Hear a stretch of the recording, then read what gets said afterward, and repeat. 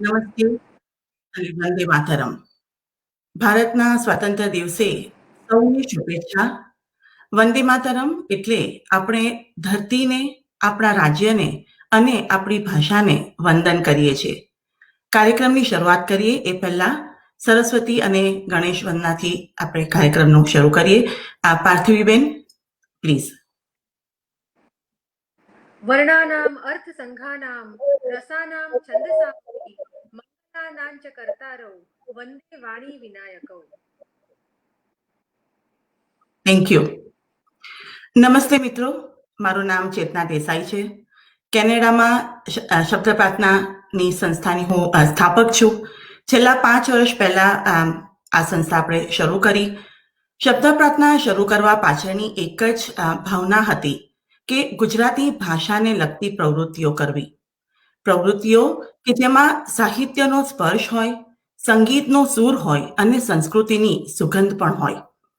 બસ આ વિચારને વેગ મળ્યો અને 2015માં પહેલો કાર્યક્રમ યોજાયો.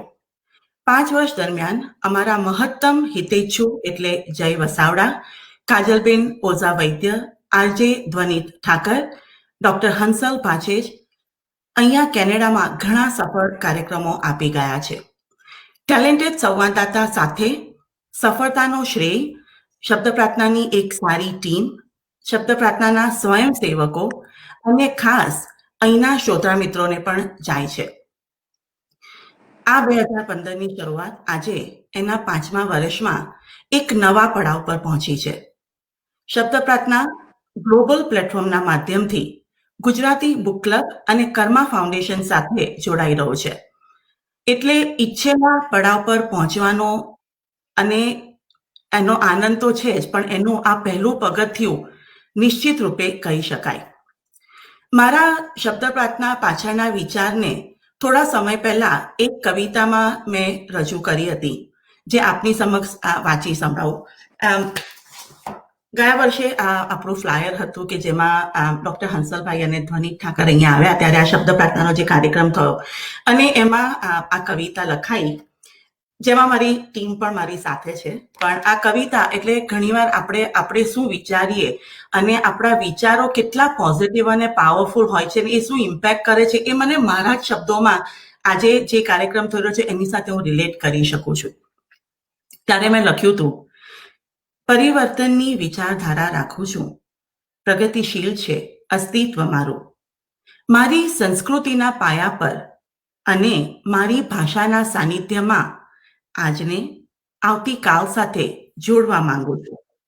સમય, તું મને સમય આપ, હું મારી સાથે અનેકને લેવા માંગુ છું. હું બદલાઉં, મારું ઘર બદલાય, સાથે મારો સમાજ પણ. શબ્દ પ્રાર્થનાની આ જ તો સફર છે, આનંદ છે કે સાથે આપ સૌની સંગત છે. આજે જ્યારે સંગતની વાત થઈ રહી છે ત્યારે સંગત ફક્ત કેનેડાના પૂરતા આપણા ગુજરાતીઓ જ નહીં, પણ ગુજરાતના ગુજરાતીઓ અને દેશ વિદેશના ગુજરાતીઓને જોડવાનો આ એક પ્રયાસ છે. એટલે ખૂબ આનંદ થાય છે કે ક્યારેક આપણે વિચારીએ એ ખરેખર એક હકીકત રૂપે જન્મતું હોય છે. એટલે કર્મા ફાઉન્ડેશન અને ગુજરાતી બુક ક્લબનો હું વિશેષ આભાર તો માનું જ છું. હું એવું માની રહી છું કે આ જે એક પ્રયાસ છે અને આ જે એક નવી શરૂઆત થઈ રહી છે એ આપણી ભાષા, આપણું સાહિત્ય દેશ વિદેશના ગુજરાતીઓને જોડવાનું એક માધ્યમ જરૂર બની રહેશે. અને મને એવું લાગે છે કે આપણે જે સૌ જે ગુજરાતી ભાષા પ્રેમી છીએ એ આપણે સૌ આપણી એક નાની ફરજ એ તરફ બજાવી રહ્યા છીએ કે થોડુંક સાહિત્ય, થોડીક વાતો આપણે જ્યાં એ પહોંચવું શક્ય નથી હોતું ત્યાં ગ્લોબલ પ્લેટફોર્મના માધ્યમથી પહોંચી શકીશું. આજનો આપણો કાર્યક્રમ શરૂ થાય અને જે આજે નવી શરૂઆત થઈ રહી છે એના આપણા સૌથી પહેલા મહેમાન એટલે પાર્થિવીબેન અધિયારુ શાહ. પાર્થિવીબેન, આપનું ખૂબ ખૂબ સ્વાગત છે. અને આપને તો પ્રોગ્રામ દરમિયાન જાણીશું જ, પણ પહેલા તો આપ એ વાત કરો કે ગુજરાતી બુક ક્લબ અને કર્મા ફાઉન્ડેશન સાથે આપ કઈ રીતે જોડાયા છો અને થોડીક એ બંને ઓર્ગેનાઇઝેશન માટે જો તમે વાત કરો તો મજા આવશે. જરૂર. નમસ્તે, વંદે માતરમ. આજે સુંદર યોગાનો યોગ એ થયો કે 15મી ઓગસ્ટે જ માતૃભાષાનો કાર્યક્રમ યોજાયો. એટલે એ માતૃભાષાની એક વંદના જ ગણી શકાય. ચેતનાબેન સાથે પરિચય તો ટૂંકો થયો, પણ એમના ભાષા પ્રત્યેના અથાગ પ્રેમે મને એ પરિચયને પણ જાણે ગાઢ બનાવી દીધો હોય ને એવું લાગે છે. વિદેશની ધરતી પર રહીને પોતાની માતૃભાષા સાથે સતત ધબકતા રહેવું એ માતૃભાષાની એક ઉત્તમ પ્રકારની સેવા છે ચેતનાબેન. અને એ માટે હું ચેતનાબેન શબ્દ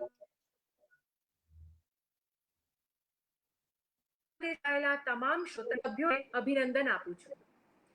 ગુજરાતી બુક ક્લબ અને કર્મા ફાઉન્ડેશન વિશે કહું તો આ બંને દ્વારા હંમેશા સાહિત્યને લગતા અવનવા કાર્યક્રમો યોજાતા જ રહે છે.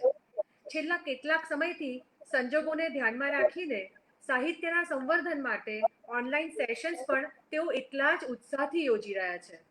આ બંને સંસ્થાનો મુખ્ય ઉદ્દેશ આપણી ગુજરાતી ભાષાની જાળવણી, પ્રચાર અને પ્રસારનો છે, અને આ માટે તેઓ સતત પ્રયત્નશીલ છે. ખરેખર એક પ્રશંસનીય કામ કરે છે. આ વર્ષના કાર્યક્રમોમાં જાણીતા આરજે પૂજા દલાલ ધોળકિયા અને ગુજરાતી બુક ક્લબના ઉપપ્રમુખ નૃતિ શાહ દ્વારા વાચિકમનો સુંદર કાર્યક્રમ યોજાઈ ગયો. એ પહેલા સુપ્રસિદ્ધ સર્જક અને રંગભૂમિના કલાકાર એવા વિરલભાઈ રાજ છે અને જાણીતી લેખક સર્જક બેલડી જ્યોતિબેન અને કૃષ્ણકાંત ઉનડકટ દ્વારા સાહિત્યસભર સેશન્સ પણ યોજાઈ ગયા. તાજેતરમાં જ રાષ્ટ્રીય પુરસ્કૃત એવા યુવા લેખક રામ મોરીના પુસ્તક કન્ફેશન બોક્સ એના વિમોચનનો પણ રસપ્રદ કાર્યક્રમ યોજાઈ ગયો. અને આજે હવે આપણે માણીશું આ કાર્યક્રમ કે જેમાં વાતોમાં કવિતા, કવિતામાં વાતો, કવિતાની વાતો, એવી બધી વાતોથી આપણે આપણી ક્ષણને જીવીશું અને સમૃદ્ધ કરીશું. તો ચલો આજે આપણે માણીએ ઓનલાઈન સાહિત્યનો મજાનો આંતરરાષ્ટ્રીય મેળાવડો. અને હું ગુજરાતી બુક ક્લબ સાથે કે કર્મા ફાઉન્ડેશન સાથે કેવી રીતે જોડાઈ તો વર્ષો પહેલી બુક ક્લબ અને કર્મા ફાઉન્ડેશનમાં યોજાયેલી ટોકમાં મને આમંત્રિત કરવામાં આવેલી. ટોકનો વિષય હતો જાણીતા લેખિકા ઈશામાં કુંદનિકા કાપડિયાનું પુસ્તક 7 પગલા આકાશમાં ઉપર વિશ્લેષણ. અને એ કાર્યક્રમ દ્વારા મારો આ સંસ્થા સાથે પરિચયની શરૂઆત થઈ. ત્યારબાદ આ જ બંને સંસ્થા મારા એક પુસ્તક નજરાણું, આંખો પર હતું એ પુસ્તક, આંખો પર લખાયેલા ગદ્ય પદ્યની નેત્ર સંહિતા. આ નજરાણું પુસ્તકનું વિમોચન પણ આ બંને સંસ્થાઓના સાથ સહકારથી જ થયું. અને તેઓના સુંદર મજાના સાહિત્ય સભર કાર્યક્રમોએ મને આ સંસ્થા સાથે લાગણીથી જોડી દીધી છે. મારું એક પરિવાર સમી બની રહી છે. અને આ બંને સંસ્થાને હું આજે મારી માતૃ સંસ્થા માનું છું.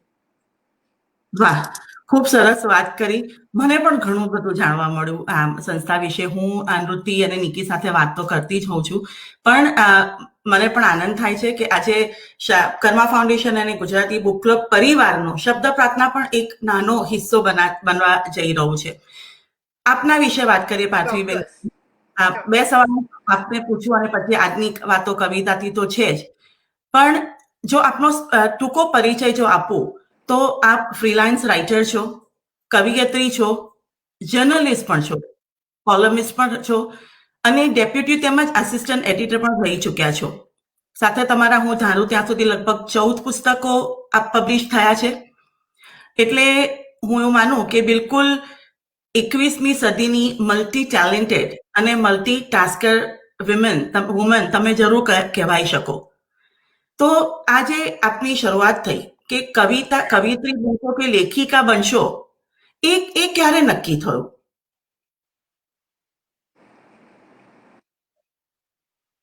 બહુ સરસ સવાલ છે ચેતનાબેન. મારી લેખન યાત્રાની શરૂઆત પત્રકારત્વના ક્ષેત્રથી થઈ.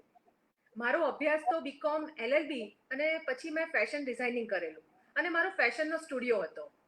પણ કહેવાય છે ને કે જે તત્વ પોતાની અંદર ધરબાયેલું હોય ને એ છેવટે તો બહાર આવે જ. અને અચાનક જ અણધારી હું લેખન ક્ષેત્રે જોડાઈ ગઈ. એની પણ એક મજાની સ્ટોરી છે. મારા સપનામાં મારી મમ્મીએ મને આવીને એક કવિતા લખાવી અને સવારે ઉઠીને મેં અક્ષરશઃ એ કવિતા લખેલી. અને એમાં એવા શબ્દો હતા કે જે મારા શબ્દકોશમાં હતા જ નહીં, હું જાણતી જ નહોતી એવા શબ્દો એટલે મેં મારી મમ્મીને સવારે ફોન કરીને કહ્યું પણ ખરું કે આવું થયું આજે અને કવિતા લખાઈ ગઈ. અને પણ એ રીતે મારી લેખન યાત્રા શરૂ થઈ ગયેલી. અજાણતા જ હું લખતી જ ગઈ એના પછી. આ થઈ મારી લેખન યાત્રાની વાત.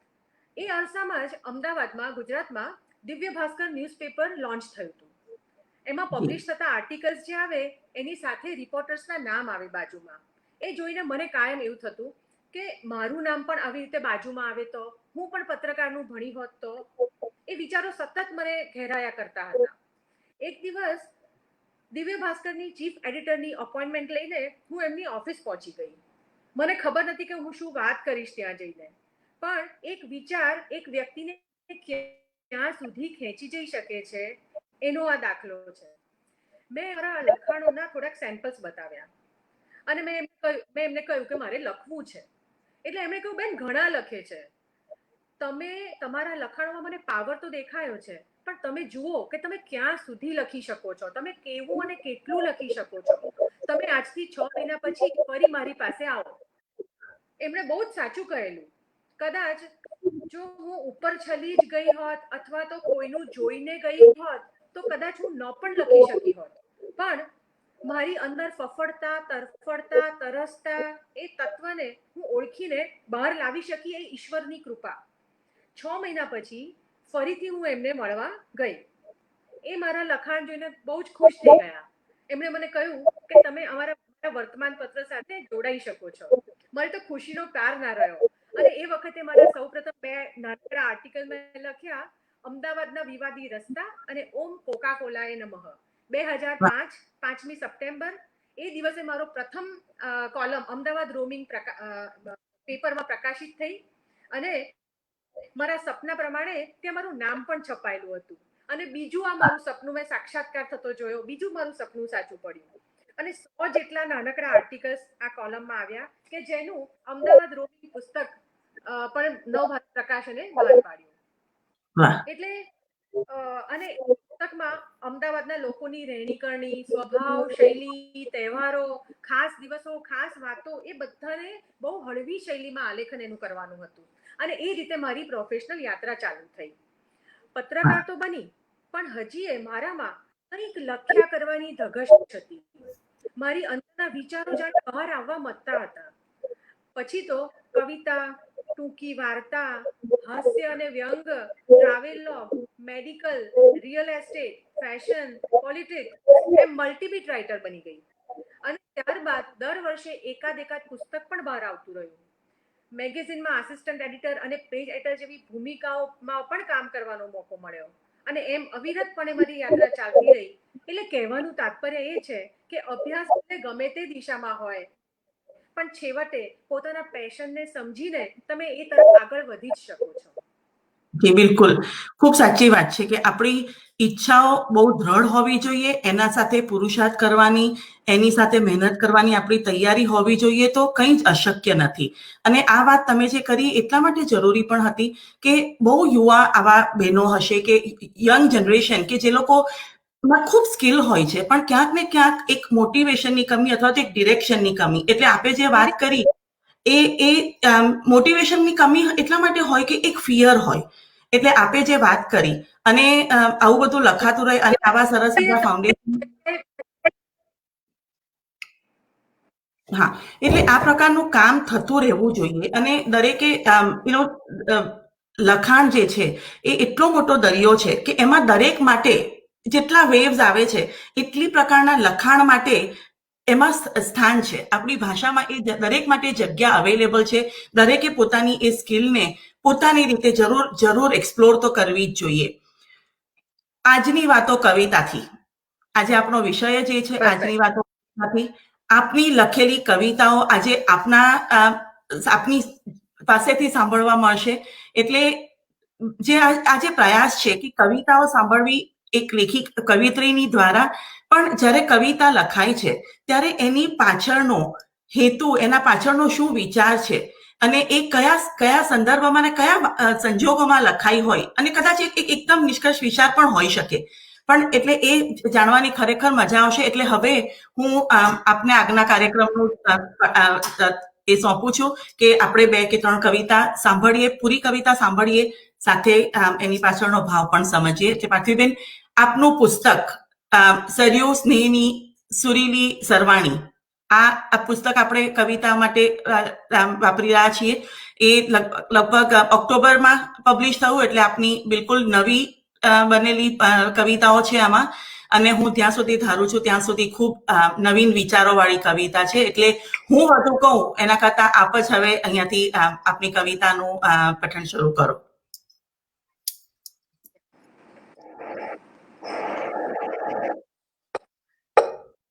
કવિતાનું પુસ્તક છે, હું એના વિશે થોડી વાત કરીશ.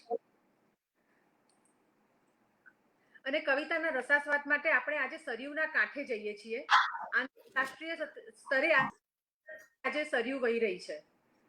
અયોધ્યા જેના કાંઠે વસેલું રહ્યું, એ સરયુ આજે કેનેડા તરફ વહી રહી છે. તો કવિતાના રસાસ્વાદ આપણે કરીએ. પહેલું કાવ્ય હું વાંચીશ કે જે આજનો વિષય છે કે વાતો કરીએ. કવિતાનું શીર્ષક છે વાતો કરીએ. તો આજે આપણે એનાથી શરૂઆત કરીએ છીએ. કવિતાનું શીર્ષક વાતો કરીએ. કામ કરીએ, બધું પડતું મૂકીને ખાલી ચાને વાતો કરીએ. ચાલો ને એક કામ કરીએ, બધું પડતું મૂકીને ખાલી ચાને વાતો કરીએ.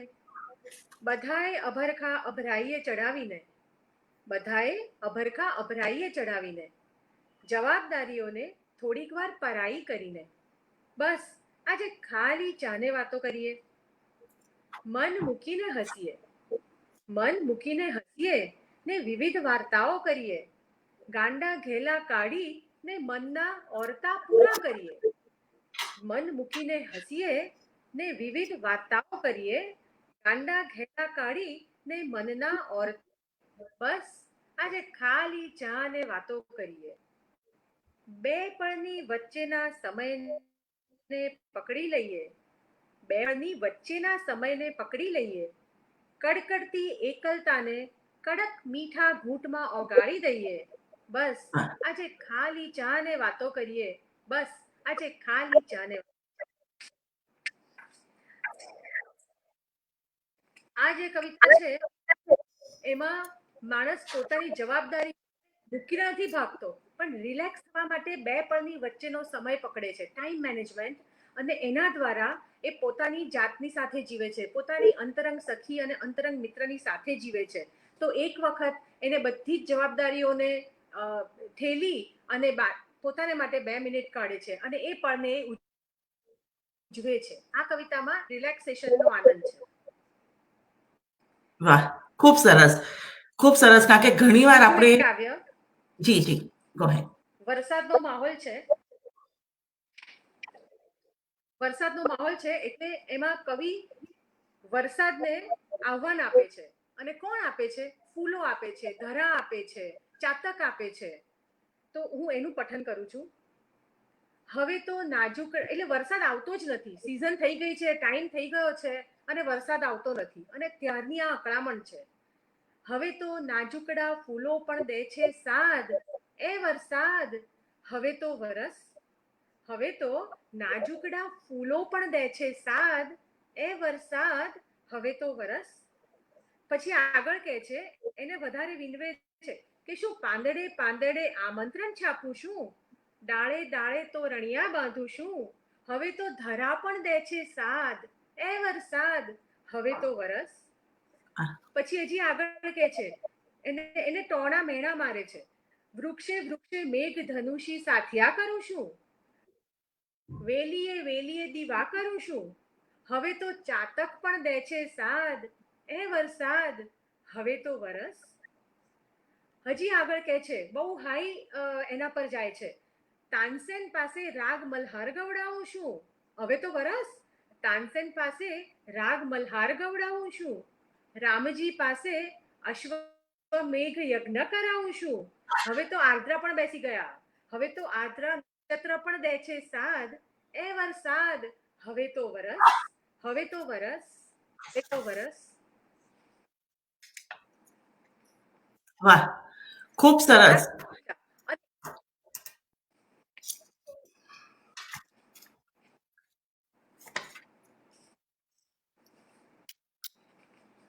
આપની પાંચમી તેમજ ત્રીજી કવિતા વાંચો પહેલા હું જો પહેલી કવિતાની વાત કરું તો આ આપણને અત્યારે જે સમય ગયો આપણો આ પેન્ડેમિક કોવિડના દરમિયાન સૌને સમય મળ્યો ઘરે રહેવાનો, પરિવાર સાથે જોડાવાનો અને આઈ થિંક મોટી જે તક હતી પોતાની જાત સાથે જોડાવાનો પણ આ સમય હતો. અને તમારી જે પ્રોત્સાહનકારક જે તમે વાત કરી તો મને એવું લાગે છે કે ઘણા લોકોએ આ સમય દરમિયાન પોતાની જાતને એક નવા સંદર્ભમાં, પોતાની એક નવી કદાચ કોઈ સ્કિલ, કદાચ કોઈ નવો રસ, ભાષાને લગતો, સાહિત્યને લગતો, કવિતાને લગતો પોતાની જાતમાં મળ્યો હશે. એટલે હું ઈચ્છા રાખું કે આપણો આજનો આ કાર્યક્રમ જે છે, આજે એક નવી શરૂઆત છે, એ થોડા નવા લેખકોને, થોડી નવા કવિઓને સર્જન એમનું થાય અને એ લોકોને ઉત્સાહ મળે, એ લોકોને પ્રોત્સાહન મળે. તો આજના નવા અને જે યુવાન પેઢી છે એ લોકો બહુ જ 21મી સદીની વાતો કરી શકે છે. અને એ જો કવિતા સ્વરૂપમાં હોય, લેખ સ્વરૂપમાં હોય, પુસ્તક સ્વરૂપમાં હોય તો એક બધા જ એ જ ગ્રુપ સાથે પણ રિલેટ કરી શકે છે. એટલે સાહિત્યની એ જ તો ખૂબી છે કે સમયે સમયે સાહિત્ય બદલાતું રહે છે. એની એટલી શક્તિ છે કે એ બદલાઈ શકે છે અને રેઝોનેટ બધાને જોડી શકે છે આ જે વાતો છે. એટલે આપે જે પહેલી કવિતા માની એ મને લાગ્યું કે ખૂબ જ તમે લખી છે ગયા વર્ષે, પણ એ આજે અત્યારે આપણે છેલ્લા 5 મહિનામાં જે અનુભવ્યું છે એની સાથે બહુ જ રેલેવન્ટ લાગી મને. એકદમ સાચી વાત છે. યસ. આગળ આપણે આપની બીજી કવિતા આજ પુસ્તકમાંથી સાંભળીએ. મને છે ને ખાસ આ કવિતાનું પઠન કહેવામાં આવ્યું છે કારણ કે આ કવિતા જે છે એ યંગસ્ટર્સ સાથે એકદમ કનેક્ટ થાય એવી કવિતા છે. ડિજિટલ વર્ડિંગ્સની સાથે ફ્યુઝન લખાયેલી કવિતા છે. કવિતાનું શીર્ષક 100 જીબીની વાત.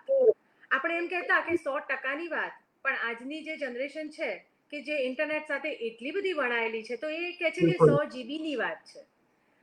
શિયાળો વિનઝિપ, ચોમાસું આઈ ક્લાઉડ ને ઉનાળો હોટસ્પોટ.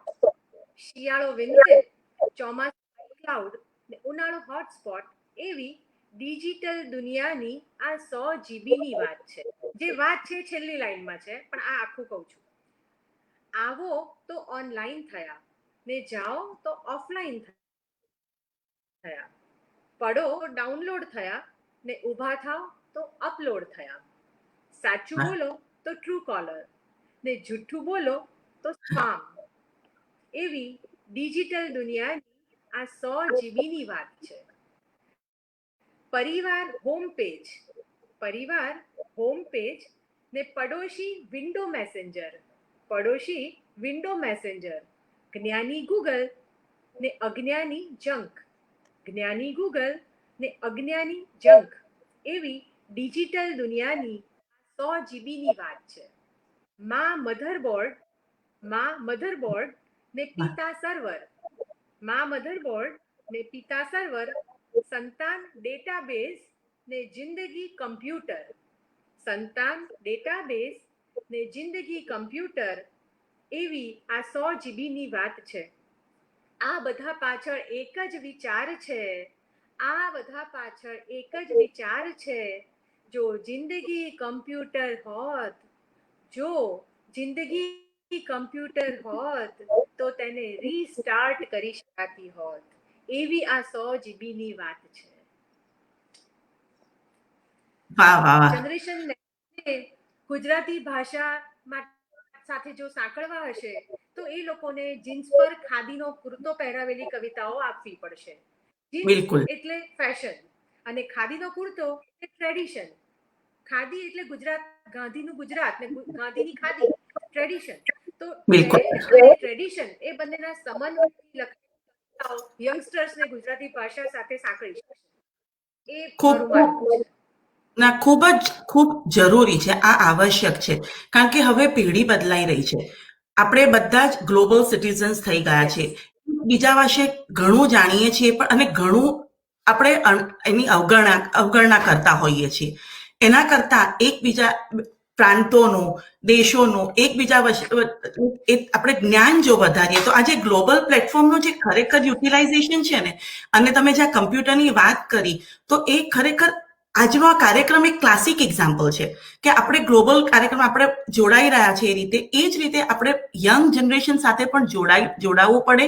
આપણે પણ એમની ભાષા બોલવી પડે, આપણે પણ એમનું માઇન્ડસેટ સમજવું પડે. એટલે આવી સુંદર મજાની કવિતાઓ, રચનાઓ અને લેખો, પુસ્તકો જો લખાતા હોય જે યંગ પેઢી સાથે રિલેટ કરી શકે, તો મને એવું લાગે છે કે એ આપણી ભાષા પણ રહેશે, આપણી બાળકોને, યંગ પેઢીને ભાષા તરફની રુચિ અને લગાવ પણ રહેશે. ઘણીવાર એ શું થાય, એ લોકો બહુ જૂની વાતો સાથે એને કોઈ સંદર્ભ નથી લાગતો હોતો, એટલે ઘણીવાર એવું કોઈ વાર માન્યતા ખોટી હોય કે ભાઈ ગુજરાતી ભાષા એટલે બધી જૂની વાતોનો, જૂના વિચારો, જે ખરેખર એ સત્ય નથી. એટલે આપ જેવા કવિયત્રીઓ આવું નવું અને સારું લખો ત્યારે મને એવું લાગે છે કે તમે યુવા પેઢીને આમંત્રિત કરો છો કે ભાઈ જોડાઓ અને કંઈક સાંભળો અને એનો જાણો. એટલે આ બહુ જ સરસ વાત કરી તમે, અને કવિતા ખૂબ જ સરસ, બિલકુલ યુથ સેન્ટ્રિક કોન્વર્સેશન અને યુથ સેન્ટ્રિક તમારી વોકેબ્યુલરી પણ હતી. બીજી કોઈ ખાસ સુંદર મજાની કવિતા આપણે સાંભળીએ. યસ, એક કવિતા છે,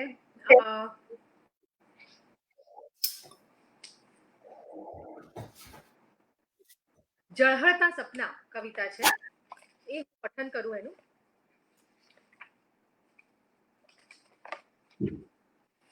આ થોડી ટ્રેડિશનલ કવિતા છે.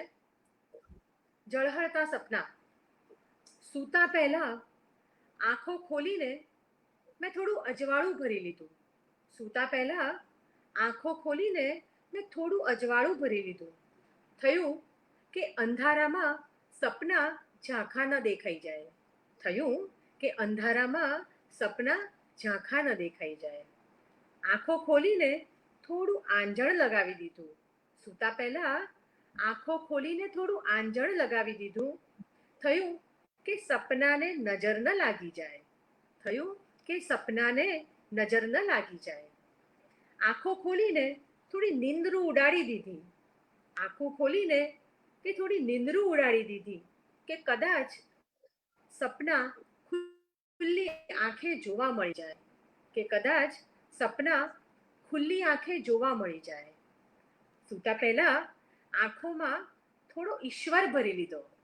સૂતા પહેલા આંખોમાં થોડો ઈશ્વર ભરી લીધો કે જોયેલા સપના કદાચ સાચા પડી જાય. કે જોયેલા સપના કદાચ સાચા પડી જાય.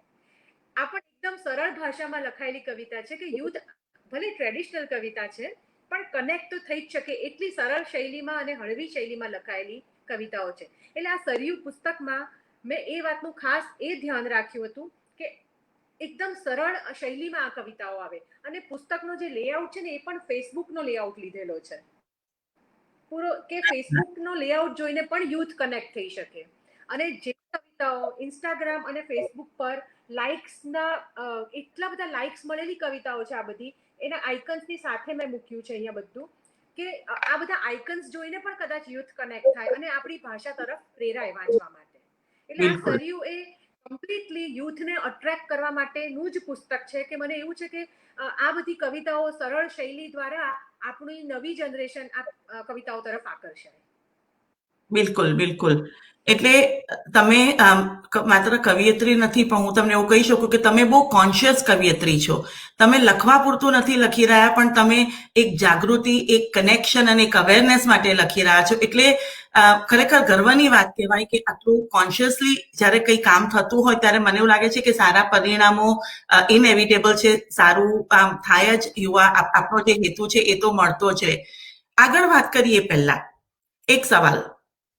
તમે એક સ્ત્રી તરીકે અને આટલી તમારી વાસ્ટ જે કરિયર છે, તો ઘરની જવાબદારી, માતા તરીકેની જવાબદારી, સામાજિક જવાબદારી નિભાવીને સાથે કરિયરની લાઈફને બેલેન્સ કરીને કરી શક્યા છો. તો એમાં આજે તમારી યુવા પેઢીને એના માટે કંઈ કહેવું હોય તો એ સ્ત્રીનો એવો કયો ગુણ છે જે આ બેલેન્સિંગ અને હાર્મોનિયસ વ્યક્તિત્વ કેળવી શકે છે? બહુ જ મહત્વનો સવાલ છે ચેતનાબેન. એક માતા, એક ગૃહિણી અને એક વર્કિંગ વુમન, આ ત્રણેયની વચ્ચે સુમેળ સાધવા માટે મારી કવિતાની જેમ બે પળની વચ્ચેના સમયને પકડવો પડે છે. આ ત્રણેયની વચ્ચે સુમેળ તો જ સાધી શકાય છે અને કામ સરળતાથી પાર પાડી શકાય છે. બિલકુલ સમયનો વ્યય કર્યા વગર ટાઈમ મેનેજમેન્ટ એ આમાં સૌથી મહત્વની વાત છે. મારા ઇનલોસ, મારા બાળકો, મારા પેરેન્ટ્સ એ લોકોએ તો મને હંમેશા ખૂબ સહકાર આપ્યો છે. પણ ધારો કે ક્યારેક સંજોગો વિપરીત પણ હોય તો એવા સંજોગોમાંથી સમજદારીપૂર્વક જવાબદારી નિભાવીને પોતાના પેશનને જીવવું તો જોઈએ જ. મને યાદ છે કે બાળકોને ટ્યુશનમાં મૂકીને બહાર બેસીને પણ મેં મારા આર્ટિકલ્સ અને કવિતાઓ લખ્યા છે અને ઘણીવાર રસોઈ કરતા બે કુકરની સીટીની વચ્ચે પણ કવિતાઓની પંક્તિ જન્મી છે અને એ વખતે લખી પણ લીધી છે. એમાંની હું એક વાંચીશ પણ કરી નાની જ છે. મારી ભાષા માટે પ્રેમ એટલો તો છલકાય છે, મારી ભાષા માટે પ્રેમ એટલો તો છલકાય છે, બોલે કોઈ ટેબલ્સ પણ મને ઘડિયા સંભળાય છે, બોલે કોઈ ટેબલ્સ પણ મને ઘડિયા સંભળાય છે. પાણીનીને, આપણા ઋષિ પાણીનીને ડમરૂમાંથી મળ્યું તું વ્યાકરણ, પાણીનીને ડમરૂમાંથી મળ્યું તું વ્યાકરણ ને મને બે કુકરની સીટીની વચ્ચે કવિતા સંભળાય છે, ને મને બે કુકરની સીટીની વચ્ચે કવિતા સંભળાય છે.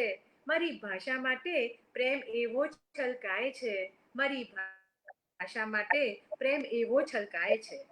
એટલે દરેક સ્ત્રીએ પોતાના સપના તો જીવવા જ જોઈએ. પરિવારનો સમજદારીપૂર્વક સાથ મેળવી અને ટાઈમ મેનેજમેન્ટ સાથે આ વસ્તુ સાથે તમારે આગળ ધપવું જોઈએ.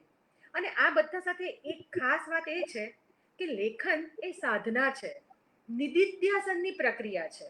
લખતી વખતે મન, આંખો અને અક્ષર બ્રહ્મ એ ત્રણેયનો સુભગ સમન્વય થાય છે.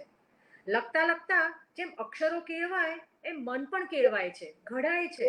અને નિદિધ્યાસન એટલે કે પોતાની સાથે જીવવાની પ્રક્રિયા, જેમાં મનનો ખાલીપો ભરાઈ જાય છે અને બહાર ખાલી થઈ જાય છે.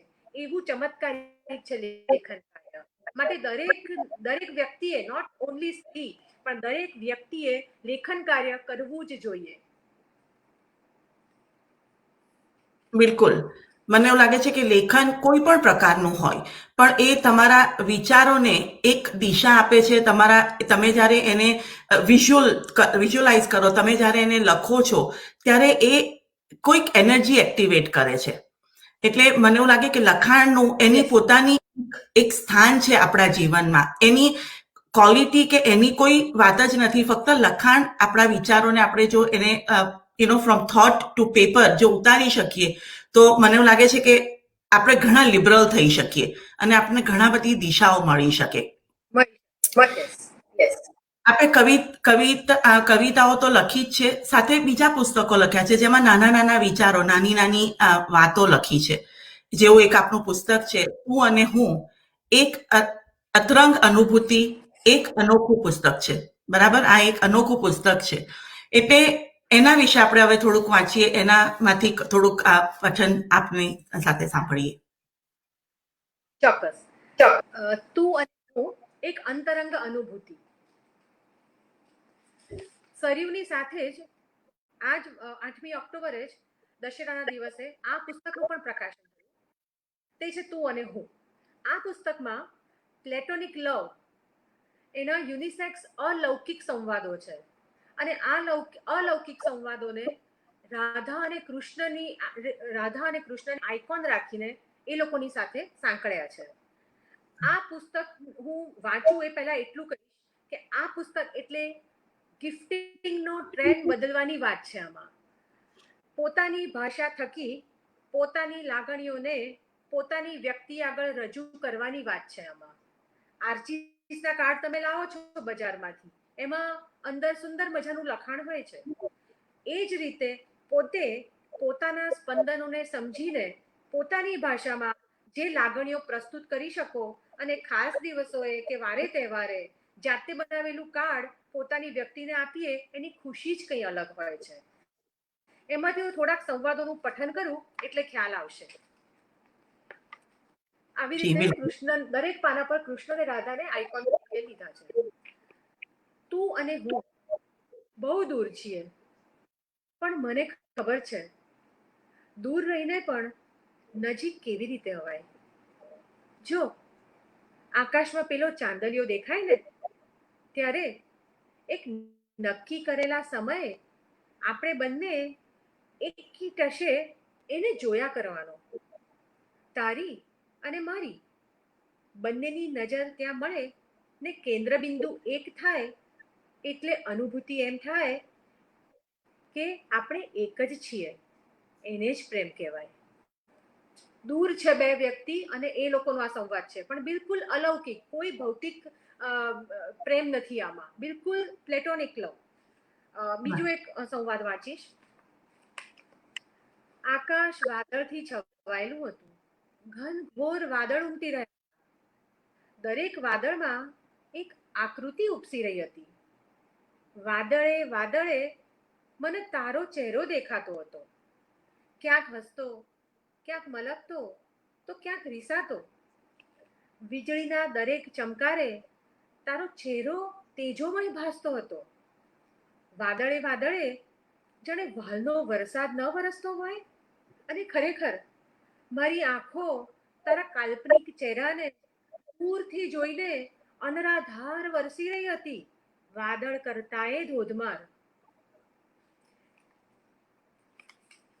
વાહ, વાહ. આવા જ્યારે વિચારો આવે અને આવું જ્યારે લખાણ ઉપજે તો હું એ પૂછું કે એ પ્રેરણા, આ લખાણની જે પ્રેરણા હોય છે, આ જે સ્પંદનો હોય છે, એ ક્યાંથી આવે છે? સાચું કહું તો કવિતા અને લખાણોની પ્રેરણા મારા માતા, કારણ કે નાનપણથી જ ઘરમાં તેઓને સતત તેમના કામ પછી અભ્યાસ કરતા કે વાંચતા જ જોતી આવી છું. મારી માતા એટલે સંસ્કૃતની જાણકાર અને પિતા એટલે વિજ્ઞાન, અને આ બંનેની પ્રતિભાના અંશ થોડા ઘણા જે પણ મારામાં આવ્યા અને ઈશ્વરીય પ્રેરણાથી જ મારી દ્રષ્ટિએ આલેખન અને રચનાઓ અને કૃતિઓ સફળ બનતી હોય છે. એટલે આ બધી જ કદાચ મારી પ્રેરણા કહી શકાય. પણ કવિતાની પર્ટિક્યુલર વાત કરીએ કે કોઈ સંવાદની કે કોઈ પણ આલેખનની વાત કરીએ તો કવિતાની સૌપ્રથમ લાઈન જે હોય છે એ અચાનક જ સ્ફૂર્તિ હોય છે. તેવો મેં હંમેશા અનુભવ કર્યો છે. કવિતાની પહેલી લાઈન છે ને એને હું ઓળ કહું છું, પ્લેસેન્ટા, કારણ કે એના થકી જ આખી એ કવિતા ઘડાતી હોય છે. એને જ પોષણ મળે છે આખી કવિતાને. અને શીર્ષક છે ને એને કવિતાનો ચહેરો માનું છું, કારણ કે એના થકી એની પૂરી પ્રસ્તુતિનો ખ્યાલ આવતો હોય છે. આ પહેલી લાઈન ગમે તે ક્ષણે જન્મ લેતી હોય છે. એટલે આમ તો ઘણી વખત, એટલે એક વખત જ્યારે આવી રીતે લાઈન ફૂટી ત્યારે હું ડ્રાઈવ કરતી હતી ને ત્યારે અચાનક જ ફૂટપાથ પાસે કાર પાર્ક કરી અને એને ટપકાવવા બેઠી હતી. અચાનક જ જ્યારે ભાન આવ્યું ત્યારે પોલીસો આજુબાજુ ઊભા હતા અને મારું નામ ફાઇન માટે લખાતું હતું અને મારો નશો ઉતરી ગયો અને હું એમાંથી બહાર નીકળી. એટલે કહેવાનું તાત્પર્ય એ છે કે કવિતા પ્રગટે ત્યારે એ પ્રગટતા પહેલા છે ને એક અકળામણ, મીઠી અકળામણ થાય. એ જન્મે ને ત્યારે એક ધૂન અને નશો તમને એનો અહેસાસ થાય, અને લખાઈ જાય ને પછી એક અંતરંગ ખુશી, સર્જનની ખુશીનો આનંદ થાય. એ ફૂટપાથવાળી કવિતા પણ હું વાંચું છું, મેં ટપકાવી રાખી છે. બસ ક્ષણને સાચવીને બેઠી છું, બસ ક્ષણને સાચવીને બેઠી છું, જિંદગીને ચિતરવા બેઠી છું. ક્ષણને સાચવીને બેઠી છું, જિંદગીને ચિતરવા બેઠી છું. ધીર ભર્યા કોલાહલમાં શાંત ચિત્તે ઘૂંટરઘૂં કરતા બે પારેવાને જોવા બેઠી છું. માણસોના ટોળા વચ્ચે માનવતાના ખડકલા ઉલેચવા બેઠી છું. માણસોના ટોળા વચ્ચે માનવતાના ખડકલા ઉલેચવા બેઠી છું. આજે ભૂગોળ અને ભાગોળ બદલી રહેલા આ વિશ્વમાં, આજે ભૂગોળ અને ભાગોળ બદલી રહેલા વિશ્વમાં હું ક્ષણની ભીતરમાં પરપોટાને અઢેલીને ઊભી છું. બસ ક્ષણને સાચવીને બેઠી છું, બસ ક્ષણને સાચવીને બેઠી છું. આ કવિતામાં આજના સંદર્ભનું ચિત્રણ છે. બસ એવો વખત છે કે જ્યાં કંઈ જ નિશ્ચિત નથી, ક્યાંય માનવતા નથી દેખાતી, બધું બદલાઈ રહ્યું છે. જે પણ કંઈ આધાર લો એ પરપોટા જેવો ક્ષણિક બની ગયો છે. બસ પોતાની જાતને આ બધામાંથી શાંત ચિત્ત રાખીને સાચવી લેવાનો આ બહુ નાજુક સમય છે. એટલે હું એ પણ ચોક્કસ કહીશ કે લેખિકા અને કવિ બનાતું નથી, એ વાચકો બનાવે છે. અને એ આપણા થકી લખાયેલો એક એક શબ્દ ત્યારે આપણી જવાબદારી બની જાય છે, કારણ કે આપણા વાચકો એમાંથી પ્રેરણા લઈ અને એને જીવનમાં ઉતારતા હોય છે. એટલે જે બિલકુલ લખીએ ને તે અક્ષર બ્રહ્મ માં સરસ્વતીનો પ્રસાદ અને એની કૃપા વિના કોઈ પણ કૃતિ ક્યારેય સફળ થતી નથી, એવું મારું દ્રઢપણે માનવું છે. બિલકુલ સાચી વાત છે. બિલકુલ સાચી વાત છે, કારણ કે જે લખાય છે અને ગમે સામાન્ય ફેસબુક પર લખાણ કેમ ન હોય, પણ એ જ્યારે પણ આપણે કંઈક લખીએ છીએ ત્યારે એક મોટી જવાબદારી આપણે લેતા હોઈએ છીએ. આપણા દરેક શબ્દો, કોઈ પણ હોઈએ, આપણે લેખક ન પણ હોઈએ તો પણ જે પણ લખીએ એ જવાબદારીપૂર્વક લખવું એ મને લાગે છે કે બહુ જ આવશ્યક છે. હવે ગુજરાતી ભાષાની વાત કરું તો ગુજરાતી ભાષા હજુ પણ ખૂબ બોલાય છે. ગુજરાતી ભાષા અને દેશની બહાર રહેતા પરિવારો પણ ગુજરાતી ઘરમાં બોલતા હોય છે. કદાચ સંતાનો બોલે ન બોલે, એ લોકો ગુજરાતી ભાષા સમજતા તો હોય જ છે. પણ આજે આપની સાથે વાત કર્યા પછી, આપના આ થોડા લખાણો સાંભળ્યા પછી, અને હંમેશા જે મારી જે સમજ રહી છે, હું એવું માનું છું કે ગુજરાતી ભાષા બોલાઈને તો જાગૃત રહે જ છે, પણ ભાષાને સાચા અર્થમાં જીવંત રાખનારા અને ભાષાને રસસભર બનાવનારા સાહિત્યકારો, લેખકો અને લેખિકાઓ, કવિ અને કવિયત્રીઓ એમની સાહિત્યિક શૈલીથી જ ભાષા પ્રત્યે પોતાનું ખૂબ મોટું યોગદાન આપતા હોય છે. એટલે આજે જે આ કાર્યક્રમ થવા જઈ રહ્યો છે, એને આપની સાથે આ મુલાકાત થવી અને આ વાત કરવી, એટલે એનો એક એડવાન્સ સ્ટેપ છે કે આપની પુસ્તક વાંચવી એના કરતા આપની સાથે આપનું લખાયેલું પઠન સાંભળવું અને એના પાછળનો જે ભાવ છે, એના પાછળનો જે વિચાર છે, અને આપનું વ્યક્તિત્વ આપના લખાણ સાથે કેવી રીતે જોડાય છે, એ જ એક પ્રયાસ હું જે રીતે વિચારતી હતી કે આ જ્યારે શબ્દ પ્રાર્થના અને ગુજરાતી બુક ક્લબ નો જે આ એક મળ્યો ઝૂલ્યો એક જે પ્રયાસ છે, એનું કારણ છે. એટલે એ વ્યક્તિને જ્યારે મળો ત્યારે એ વિચાર અને એના લખાણ સાથે જ્યારે રિલેટ કરો તો મને એવું લાગે છે કે એ પુસ્તકનું એક મહત્વ વધી જાય છે. એટલે કારણ કે તમે આજે વ્યક્તિ મળ્યા છો, એટલે મને એવું લાગે છે કે હું દરેક ગુજરાતી વાચક તરફથી આપનો આભાર માનું કે આવું સરસ લખાણ, આવા સરસ વિચારો, અને એ પણ આટલી નિષ્ઠાથી મા સરસ્વતીની સાથે જોડાઈને જે તમે લખી રહ્યા છો અને જે પ્રસ્તુત કર્યા છો, એ ખરેખર ધન્યવાદને પાત્ર છે, આભારને પાત્ર છે. ગુજરાતી ભાષાનું એક સ્તર નક્કી થાય છે. ગુજરાતી ભાષાનું એટલું ઊંચું માધ્યમ છે, જે એટલું ઊંચું સ્તર છે, જ્યાં સુધી આવા લખાણો વંચાતા નથી, સંભળાતા નથી અને સમજાતા નથી, ત્યાં સુધી એનો ભાવ અને એનો સ્તર નથી સમજાતો. એટલે આજે ઇન્ટરનેશનલ પ્લેટફોર્મ પર આ વાત અને આ ચર્ચા થવી, એ મને ખૂબ ખૂબ એક બિલકુલ અલગ ઉર્જા ફીલ થાય છે, અલગ એનર્જી, અલગ આનંદ અને સંતોષની લાગણી ફીલ કરાવે છે. એટલે ધાર્યું તો એના કરતા કંઈક વધારે આનંદ અનુભવતી હોય, અને મને એવું લાગે છે કે આપણી સાથે જે પણ શ્રોતા મિત્રો કેનેડાના, ભારતના, એટલે આજે પરિવાર વધ્યું છે. ગુજરાતી બુક ક્લબના શ્રોતાઓ જોડાયા છે, શબ્દ પ્રાર્થનાના શ્રોતાઓ જોડાયા છે, એટલે આપણો એક પરિવાર વધ્યું છે. અને આ જે એનર્જી એક્સચેન્જ થઈ રહી છે, મને એવું લાગે છે કે આ ગુજરાતી સાહિત્યનું જ કારણ છે કે આપણે આ કાર્યક્રમ પણ કરી રહ્યા છીએ. એટલે બહુ આનંદ થાય છે. આપનું થોડુંક બીજું કંઈક લખાણ સાંભળીએ. હું વાંચીશ, પણ એની પહેલા મારે એક વાત કહેવી છે. ભાષા અને સાહિત્યના આજનો સંદર્ભ, એ વાત મારે ચોક્કસ કહેવી છે કે જે ભાષા આપણી વતનની માટી છે, કે જે માતૃભાષા વિના આપણે અધૂરા છીએ, એ માતૃભાષાને સાચા અર્થમાં જો જીવંત રાખવી હશે તો આપણે એને રોજિંદી પ્રક્રિયાઓમાં વણી લેવી પડશે. દરેક પરિવારે સમયાંતરે આ પોતાની ભાષા માટે સમય ફાળવવો પડશે. અને જેમ લંચ ટાઈમ છે, ડિનર ટાઈમ છે, એમ મધર ટંગ ટાઈમ રાખવો પડશે. દરેક પરિવારે પોતાના ઘરની નવી પેઢી સાથે બેસી અને અમુક સમય ફિક્સ કરવો જોઈએ કે આ ટાઈમે ખાલી ગુજરાતી ભાષા જ બોલાશે, બીજો કોઈ શબ્દ નહીં આવે. અને એ રીતે જો લોકો કરતા થશે તો બાળકો પાસે ગુજરાતી શબ્દોનો ભંડોળ વધશે, અને એ રીતે ખરા અર્થમાં પારિવારિક મજા માણવાનો સમય પણ બની રહેશે. રમતા રમતા આપણી ભાષા સચવાઈ જશે અને ભાષા સચવાશે તો જ સાહિત્ય સચવાશે, કારણ કે નહીતર ભાષા નહીં આવડે તો ગમે તેટલું ઉમદા સાહિત્ય હશે એ અવાચ્ય રહેશે, એને વાંચશે કોણ?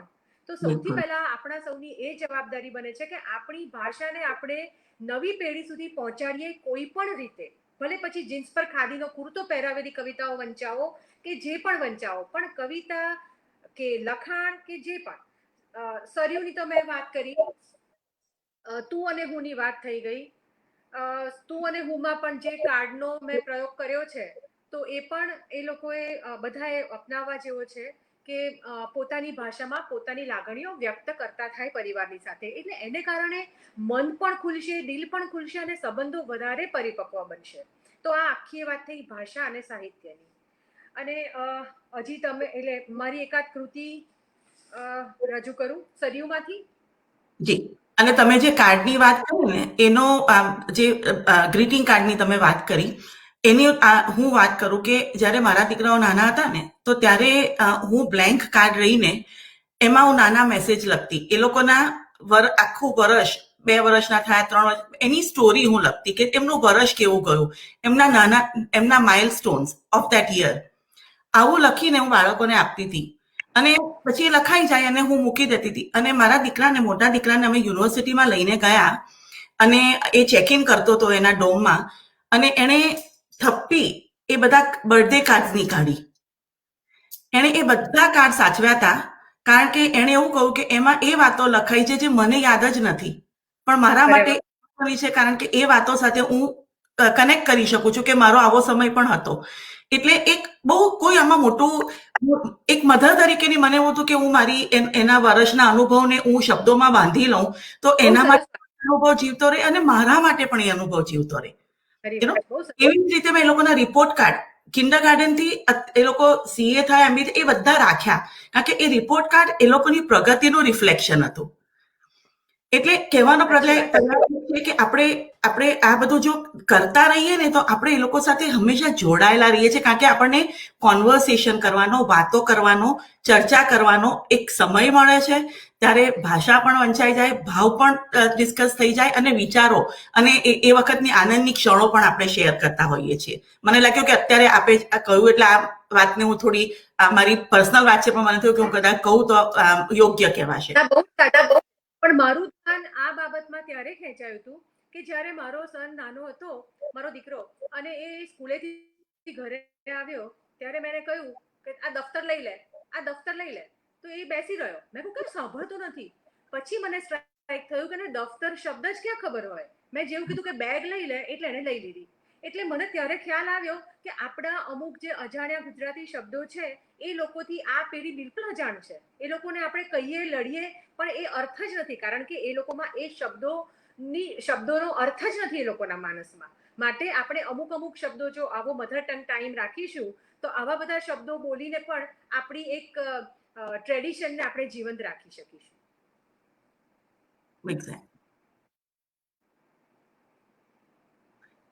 બિલકુલ સાચી વાત છે.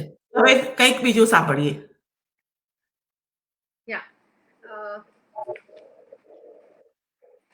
એક 21મી સદી પર કવિતા લખી છે, એ વાંચું છું.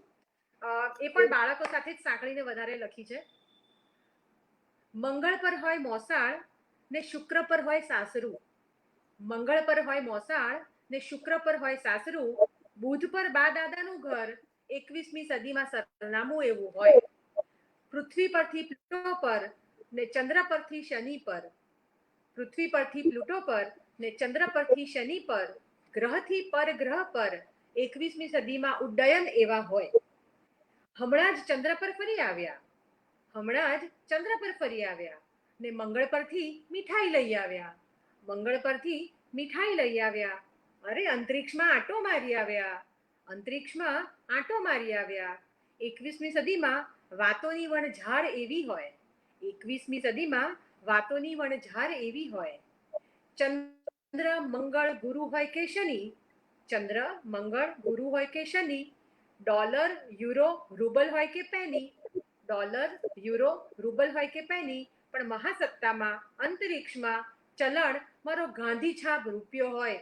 21મી સદીમાં બજારની વાતો એવી હોય. મંગળ પર હોય મોસાળ, શુક્ર પર હોય સાસરું, બુધ પર બા દાદાનું ઘર, 21મી સદીમાં સરનામું એવું હોય. આ 21મી સદીનું એક બાળકો માટેની કલ્પના છે. એટલે અગેન યંગસ્ટર્સ માટેનું કનેક્શન. ખૂબ ખૂબ મેં કહ્યું એમ કે આપ ઘણા કોન્શિયસ રાઇટર છો. એ બિલકુલ ખબર પડે છે કે આપ ફક્ત લખવા માટે નહીં અને ફક્ત પોતાના સ્પંદનો નહીં પણ આજુબાજુના વાતાવરણને અને આજના સમયને અનુરૂપ લખો છો, એટલે આપનું લખાણ ખૂબ કોન્શિયસ છે. ખૂબ મજા પડી સાંભળવાના આપની પુસ્તકોનું. જ્યારે આપના પુસ્તકોની આ વાતો થઈ જ છે ત્યારે આઈ એમ શ્યોર કે જે વાંચન વર્ગ છે, જે જોડાયા છે, એમને આપનું પુસ્તક એનું એ ક્યાંથી મેળવી શકાય એની વાત પણ જરૂર જણાવો. મને આઈ એમ હોપિંગ અને આઈ એમ શ્યોર કે લોકોને હવે એના પ્રત્યે ઉત્સાહ અને થોડીક ક્યુરિયોસિટી હશે કે આમાં વધારે શું લખાયું હશે. તો જરૂર જણાવો કે આપણા આ પુસ્તકો ક્યાં મેળવી શકાય. આ નવભારત પ્રકાશનના બધા પબ્લિકેશન્સ છે. એમેઝોન પર પણ મળે છે અને એ લોકોની વેબસાઇટ ઉપર પણ ઇન્ક્વાયરી કરીને મેળવી શકાય છે. એ લોકોનો અહીંયા એક પ્રાઇવેટ સ્ટોર છે ટોયક્રા, એમાં આ લોકો બધો સ્ટોક રાખતા હોય છે અને એમેઝોન પર તો ઉપલબ્ધ છે જ. એટલે ઇઝીલી અવેલેબલ મળી શકે એવી રીતની વ્યવસ્થા એ લોકોએ રાખેલી છે. એમેઝોન ઇન્ડિયા, બરાબર ને? યા, એમેઝોન ઇન્ડિયા. બિલકુલ. ખૂબ સરસ. આજે આ એક પહેલો કાર્યક્રમ ખૂબ નિપુણ, ખૂબ ટેલેન્ટેડ કવિયત્રી, લેખિકા સાથેનો આ કાર્યક્રમ રહ્યો. પાર્થિવીબેન, ખૂબ ખૂબ આનંદ થયો. આપની દરેક રચના, કવિતા અને લેખો, નાની નાની વાતો ખૂબ ડેપ્થ સાથે હતી અને ખૂબ સમજવા જેવી હતી. એટલે મને એવું લાગે છે કે આ વિડીયો જ્યારે રિપ્લે કરીએ ને ત્યારે નવું નવું કંઈક વધુ જાણવા મળશે. એટલે આજે આ સમય આપવા માટે શબ્દ પ્રાર્થના, ગુજરાતી બુક ક્લબ અને કર્મા ફાઉન્ડેશનના આ સંયુક્ત પ્રયાસને આમાં પહેલા લેખિકા અને કવિયત્રી તરીકે જોડાવા માટે આપનો આભાર માનું છું, શ્રોતાઓ તરફથી, આ 3 સંસ્થાઓ તરફથી. અને ફરી ક્યારેક કંઈક આપનું નવું લખાણ સાથે ફરી કંઈક સાંભળી શકીએ એવો પ્રયાસ રહેશે. શ્રોતા મિત્રો, આપ સર્વેનો આભાર માનીએ છીએ કે આપે જોડાઈને અમને સાંભળ્યા. આ એક પ્રયાસને આપે વધાવ્યો છે. આપની હાજરી, આપની કોમેન્ટ્સ એનું સમર્થન આપી રહ્યું છે. આગળ વધુ પ્રયત્નશીલ રહેશું કે વધારે સારી વાતો થાય, વધુ કંઈક નવું થાય અને દરેક લેખક, દરેક એની કૃતિ અને દરેક સર્જનકાર એની સર્જનતા સાથે એક વિશેષ રૂપે જોડાયેલો હોય છે. એટલે એના સર્જનને સમજવાનો જે પ્રયાસ હશે એ મને એવું લાગે છે કે એક સુંદર આનંદિત અનુભવ હશે. થોડું ભાષામાં પાણી ઉમેરાશે, ભાષાના એક સોઇલને મને એવું લાગે છે કે એક પ્લાન્ટને, એક સીડને પાણી મળશે. એટલે ગ્લોબલ પ્લેટફોર્મ પર, એટલે હું માનું છું કે આજે જે ડિજિટલ પ્લેટફોર્મ છે એનો એક ખૂબ સુંદર ઉપયોગ થઈ રહ્યો છે. એટલે આ વિચારને વધારવા માટે આભાર પાર્થિવીબેન, આજે જોડાવા માટે આભાર અને ફરી મળીએ ત્યાં સુધી મિત્રો આપની રજા લઈએ છીએ. એક છે કવિ શ્રી ઉમાશંકર જોશીની કાવ્ય પંક્તિથી વંદન કરી અને આપણે છૂટા પડીશું. સદા સૌમ્યશી વૈભવે ઉભરાતી મળી માતૃભાષા મને ગુજરાતી. સદા સૌમ્યશી વૈભવે ઉભરાતી મળી માતૃભાષા મને ગુજરાતી. આપણને ગુજરાતી ભાષા મળી છે એનો આપણને ગર્વ છે અને આપણે એની જાળવણી સુંદર રીતે કરી શકીએ એ જ આપણી જવાબદારી છે. નમસ્તે. નમસ્તે.